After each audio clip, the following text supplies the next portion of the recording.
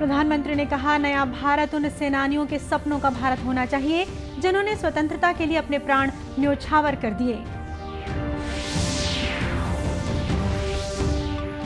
केंद्रीय गृह मंत्री अमित शाह ने सहकारिता के माध्यम से ही आत्मनिर्भर भारत और बेहतर विश्व के निर्माण पर दिया जोर।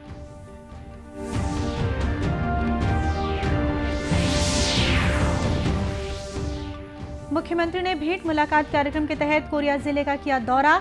कहा, कार्यक्रम को लेकर सभी वर्गों में है उत्साह।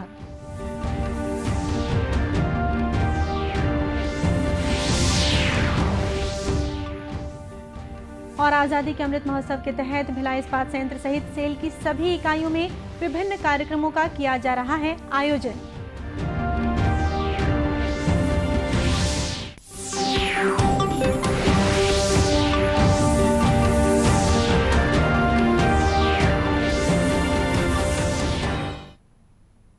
नमस्कार, आप देख रहे हैं दूरदर्शन समाचार।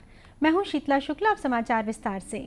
प्रधानमंत्री नरेंद्र मोदी ने कहा है कि नया भारत उन सेनानियों के सपनों का भारत होना चाहिए जिन्होंने स्वतंत्रता के लिए अपने प्राण न्योछावर कर दिए। श्री मोदी ने ये बात आज आंध्र प्रदेश के भीमावरम में स्वतंत्रता सेनानी अल्लूरी सीताराम राजू की 125वीं जयंती के अवसर पर एक विशेष कार्यक्रम में उनकी कांस्य प्रतिमा के अनावरण कार्यक्रम को संबोधित करते हुए कही। प्रधानमंत्री ने कहा कि देश आज़ादी के 75 वर्ष के अमृत महोत्सव का जश्न मना रहा है और हम इसके साथ अल्लूरी सीताराम राजू की 125वीं वर्षगांठ मना रहे हैं। उन्होंने कहा कि देश की आज़ादी के लिए रंपा क्रांति के 100 वर्ष भी पूरे हो गए हैं। उन्होंने कहा कि पिछले 8 वर्षों में केंद्र की सरकार ने जनजातीय कल्याण के लिए अल्लूरी सीताराम राजू के सिद्धांतों पर चलते हुए पूरी निष्ठा के साथ काम किया है। श्री मोदी ने कहा कि स्वतंत्रता के बाद पहली बार देश में जनजातीय गौरव और विरासत को प्रदर्शित करने के लिए आदिवासी संग्रहालयों की स्थापना की जा रही है। प्रधानमंत्री ने बताया कि Alluri Sitarama Raju memorial tribal freedom fighters museum Andhra Pradesh के लांबा सिंगी में बनाया जा रहा है। केंद्रीय गृह मंत्री अमित शाह ने कहा है कि सहकारिता के माध्यम से ही आत्मनिर्भर भारत और बेहतर विश्व का निर्माण संभव है। श्री शाह ने आज नई दिल्ली में 100वें अंतर्राष्ट्रीय सहकारिता दिवस को मुख्य अतिथि के रूप में संबोधित किया। उन्होंने कहा कि सामूहिक लक्ष्यों को प्राप्त कर और दूसरों के साथ चीज़ों को साझा कर आर्थिक मॉडल तैयार किया जा सकता है। उन्होंने कहा कि असंतुलित विकास को रोकने के लिए सर्वसमावेशी सहकारिता के मॉडल पर काम किए जाने की जरूरत है। सामूहिक लक्ष्यों को प्राप्त करने के लिए दूसरे के साथ चीजों को साझा करने का व्यवहार और सहयोग का अप्रोच डेवलप करना पड़ेगा। अगर हमने ये करना है तो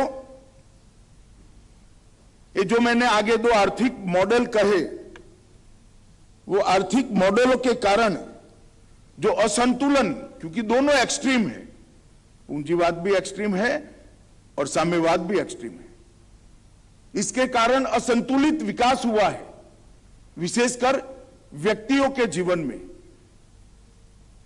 व्यक्तियों के बारे में।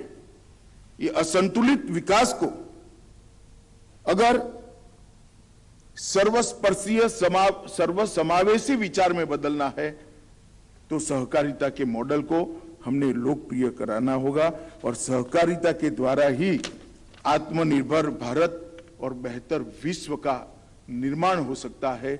इस संकल्प को हम आत्मसात कर आगे बढ़ना होगा।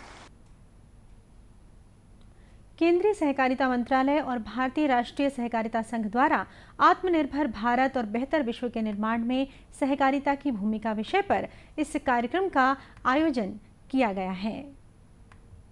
मुख्यमंत्री भूपेश बघेल ने कहा है कि पेसा नियम का ड्राफ्ट तैयार कर लिया गया है और कैबिनेट की बैठक में जल्द ही इसे मंजूरी दे दी जाएगी।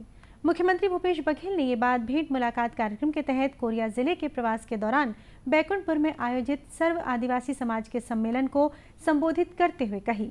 कार्यक्रम में मुख्यमंत्री ने बैकुंठपुर विधानसभा क्षेत्र के लिए 87 करोड़ रुपए से अधिक की लागत से बनने वाले 19 विकास कार्यों का लोकार्पण और भूमि पूजन भी किया। इस मौके पर मीडिया से चर्चा करते हुए मुख्यमंत्री ने कहा कि भेंट मुलाकात कार्यक्रम को लेकर स्थानीय लोगों में काफी उत्साह है और सभी वर्ग के लोग इसमें भाग ले रहे हैं। इस भेंट मुलाकात कार्यक्रम में कल बैकुंठपुर विधानसभा के ग्राम पोड़ी और पटना के लोगों से मुलाकात की। सभी वर्ग के लोग वहां उपस्थित थे। पोड़ी में तो जबरदस्त बारिश हुई, बहुत लोग आए हुए थे। टेंट में पैर रखने की जगह नहीं थी, बाहर लोग खड़े थे, लेकिन भीगते हुए इस कार्यक्रम में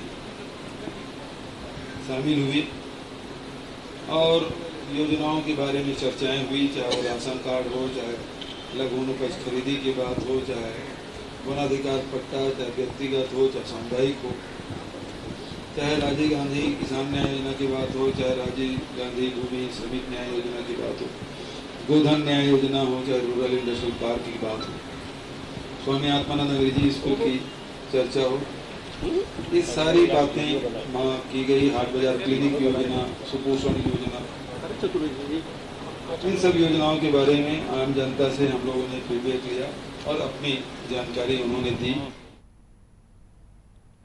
प्रवास के दौरान बैकुंठपुर में अधिकारियों की समीक्षा बैठक लेते हुए मुख्यमंत्री ने हितग्राहियों को तेंदुपत्ता की राशि का वितरण और देवगुड़ी के पुनरुद्धार के कार्य करने संबंधी निर्देश दिए। साथ ही उन्होंने गौठानों में स्थानीय वनौषधियों के हिसाब से प्रोसेसिंग यूनिट लगाने और उप जनजातीय समूहों में जाति प्रमाण पत्र न बन पाने के मामलों के निराकरण को लेकर भी अधिकारियों के साथ चर्चा की। देश में अब तक 197 करोड़ 95 लाख कोविड रोधी टीके लगाए जा चुके हैं। कल 10 लाख से अधिक टीके लगाए गए। वहीं कल 16,000 से अधिक लोगों में कोरोना संक्रमण की पुष्टि हुई। इस समय देश में 1,11,000 से अधिक लोगों का उपचार चल रहा है और स्वस्थ होने की दर 98.54% है।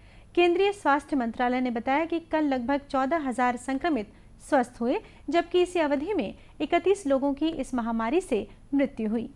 इधर प्रदेश में भी कल करीब 4,000 से अधिक नमूनों की जांच की गई। इनमें 91 लोग कोरोना से संक्रमित पाए गए। इस समय राज्य की पॉजिटिविटी दर 2.06% है। कल राज्य के 13 जिलों में नए मामले मिले, जबकि बाकी जिलों में संक्रमण की दर 0 रही। सबसे ज्यादा 40 संक्रमित रायपुर जिले में पाए गए। वहीं दुर्ग जिले में 36 और बिलासपुर जिले में 12 लोग कोरोना से संक्रमित पाए गए। इस समय पूरे प्रदेश में कोरोना के 1021 मरीजों का इलाज चल रहा है। भारत सरकार के इस्पात मंत्रालय के निर्देश पर Steel Authority of India Limited SAIL की सभी इकाइयों में इन दिनों आइकॉनिक वीक का आयोजन किया जा रहा है। आज़ादी के अमृत महोत्सव के तहत मनाए जा रहे सप्ताह के दौरान विभिन्न गतिविधियों के जरिए लोगों को आज़ादी के महत्व से अवगत कराया जा रहा है। इसी कड़ी में भिलाई इस्पात संयंत्र द्वारा एक चल प्रदर्शनी रवाना की गई है। इस चल प्रदर्शनी का शुभारंभ इस्पात भवन से संयंत्र के कार्यपालक निदेशक के सिंह ने किया। श्री सिंह ने बताया कि प्रदर्शनी भिलाई के अलावा आसपास के गांव में पहुंचेगी। इसका मकसद लोगों को आज़ादी के लिए किए गए संघर्ष के बारे में जानकारी देना है। पूरा देश जो है आज़ादी का अमृत महोत्सव बना रहा है। 75 साल हो रहे हैं हमारी आज़ादी के, उसको सेलिब्रेट कर रहे हैं। इसमें आइकॉनिक वीक जो है स्टील मिनिस्ट्री ने डिसाइड किया है कि ये हम आइकॉनिक वीक के रूप में लेंगे। इस आइकॉनिक वीक में हम तरह तरह के कार्यक्रम कर रहे हैं जिससे लोगों को जागरूक कर सकें और आज़ादी कितने मुश्किल से मिली है वो हमको बता सकें उन लोगों को, और इस आज़ादी को अक्षुण्ण रखने के लिए उन्हें क्या अपने योगदान देने हैं, हर सेक्टर को क्या योगदान देना है वो उनको बताना है, और स्टील सेक्टर भी अपना योगदान इस तरह से दे रहा है। शुभारंभ कार्यक्रम में पर्यावरण संरक्षण के लिए सिंगल यूज प्लास्टिक का उपयोग न किए जाने के प्रति लोगों को जागरूक करने के उद्देश्य से पॉम्पलेट का वितरण भी किया गया। बिलासपुर जिले की लोखंडी गांव में महिला सशक्तिकरण का जीवंत उदाहरण देखने को मिल रहा है। गांव की 400 से अधिक महिलाओं ने जहां चाह वहां राह कहावत को चरितार्थ करते हुए पर्यावरण संरक्षण और ग्रामीण विकास की दिशा में नए आयाम गढ़े हैं। इतना ही नहीं, महिलाओं ने अपने इस जुनून के जरिए आमदनी अतिरिक्त जरिया भी बनाया है। आइए हम चलते हैं लोखंडी गांव में। जल सहेली स्व सहायता समूह में जुड़कर 400 से अधिक महिलाओं ने बंजर सरकारी जमीन को 6 महीने की मेहनत से तालाब का रूप दे दिया है, जहां बारिश का पानी जमा हो जाता है और गांव से पानी की समस्या खत्म हो गई है। इतना ही नहीं, इस तालाब में महिलाएं मछली और बतख पालन कर आर्थिक रूप से आत्मनिर्भर बन रही हैं। लेकिन खास बात यह है कि ये महिलाएं अपनी आमदनी का 30% हिस्सा गांव के विकास कार्यों में खर्च कर रही हैं। इन महिलाओं ने तालाब में पचरी निर्माण के साथ ही गहरीकरण का प्रस्ताव जिला पंचायत को सौंपा है और इन्हें उम्मीद है कि बारिश के पहले ही उनका ये काम पूरा हो जाएगा। इन श्रमवीर महिलाओं ने गांव को आदर्श गांव बनाने का बीड़ा उठाते हुए दूसरों के लिए भी प्रेरणादायक कहानी पेश की है। महिलाएं एकजुट हैं और आगे भी कुछ नया करना चाहती हैं। 410 महिलाएं जो हम मिलजुल के यहाँ पर 4 बजे से आके सुबह 4 बजे तक तालाब का निर्माण किए हैं और आज हम यहाँ पर पचरी का निर्माण कर रहे हैं और आगे बहुत से कार्यक्रम करेंगे और हम स्वयं से करते हैं, किसी की सहायता नहीं लेते हैं। बहुत सारे कार्यकर्ता है, तालाब निर्माण किए हैं और पचरी खुद ही बना रहे हैं और अभी बहुत सारा काम करने के लिए, वृक्षारोपण के लिए और जंगल का घेराव किए हैं। कोरोना काल में जब सब घर में रहे, कोई नहीं निकलत रहे, तब मोहल्ला मोहल्ला जा जा के हमारे संगठन तैयार करें, पूरा हर मोहल्ला में संगठन तैयार करें। 410 और 11 अक्टूबर 2020 में चालू हुई से अभी यहाँ हम 890 हो गए टोटल। हमारे महिला संगठन सशक्तिकरण चलत है, एमा बहुत हमन प्रगति की ओर बढ़त हैं। तालाब खुदाई करवाएं अपने मेहनत से, सब महिला संगठन मिल के तालाब खुदाई करें। अब इस साल गर्मी में अपने चंदा करके, सब महिला चंदा करके 84,000 लागत ऐसे गहरीकरण करे हैं। पिछले बार मछली पालन कर रहे हैं, अभी फिर मछली पालन करबो। समूह की महिलाएं अपनी लगन के कारण अन्य लोगों के लिए भी प्रेरणा बन गई हैं और अपनी मेहनत से जो मिसाल पेश की है उसकी चर्चा पूरे बिलासपुर जिले में हो रही है। आज़ादी के लिए भारत का शानदार संघर्ष आधुनिक विश्व के महानतम संघर्षों में से एक है। दूरदर्शन समाचार इतिहास की धारा बदलने वालों की झलक रोजाना आपके लिए लेकर आ रहा है। आज हम बात कर रहे हैं स्वामी विवेकानंद और पिंगली वेंकैया के बारे में।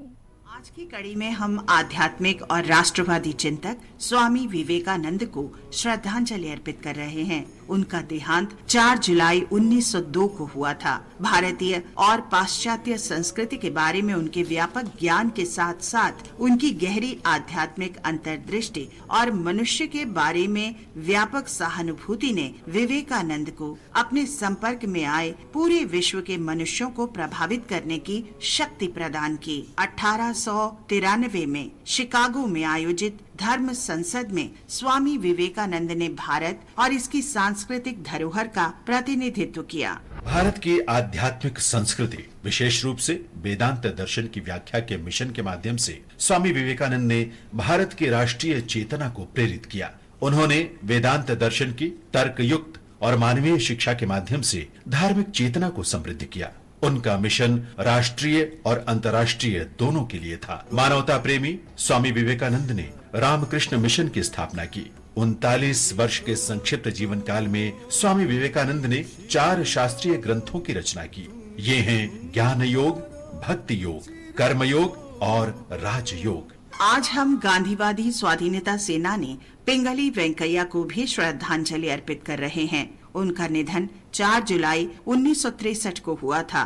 भारत का राष्ट्रीय ध्वज उनकी डिजाइन पर आधारित है। पिंगली ने सबसे पहले 1921 में उसे महात्मा गांधी के समक्ष प्रस्तुत किया था। पिंगली वेंकैया का जन्म 2 अगस्त 1876 को आंध्र प्रदेश के कृष्णा जिले में हुआ था। वे अफ्रीका में आंग्ल बोयर युद्ध के दौरान दक्षिण अफ्रीका में ब्रिटिश सेना में थे। वहां पहली बार महात्मा गांधी से उनकी मुलाकात हुई। उस समय पिंगली मात्र 19 वर्ष के थे। पिंगली एक बार फिर विजयवाड़ा में गांधी जी से मिले और उन्हें ध्वज के विविध डिजाइन के साथ अपना प्रकाशन दिखाया। राष्ट्रीय ध्वज की आवश्यकता अनुभव करते हुए गांधी जी ने पिंगली से नया ध्वज बनाने को कहा। उन्होंने नया ध्वज 1921 में कांग्रेस के राष्ट्रीय अधिवेशन में प्रस्तुत करने का निर्देश भी दिया। आरंभ में वेंकैया ने लाल और हरे रंग ही उपयोग किए, लेकिन बाद में केसरिया रंग और बीच में चरखा तथा सफेद रंग का उपयोग किया गया। इस ध्वज को 1931 में भारतीय राष्ट्रीय कांग्रेस के अधिवेशन में आधिकारिक रूप से अपनाया गया। भारत सरकार ने उनके स्मृति में 2009 में डाक टिकट जारी किया। 2015 में आकाशवाणी के विजयवाड़ा केंद्र का नाम पिंगली वेंकैया कर दिया गया। इस महान राष्ट्रवादी पिंगली वेंकैया को हमारा शत शत नमन।